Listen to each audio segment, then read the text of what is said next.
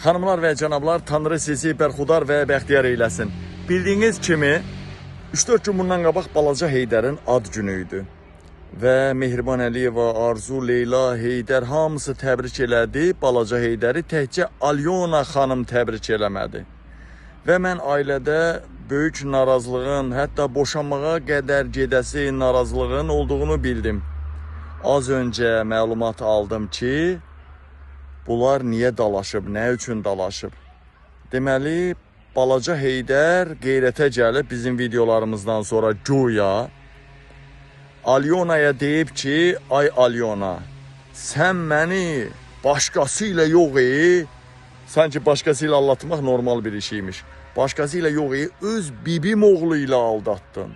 Azərlə. Alyona dedi, bəs saxla burada, sən mənə panyatka kişilik dığırıyırsan. Birbaşa ad boy verib İlham Əliyevlə cükküldəşdiyini, daha bildiniz də necə cükküldəşdiyini birbaşa Balaca Heydərə atıb. Ala, bu da sənin dədən.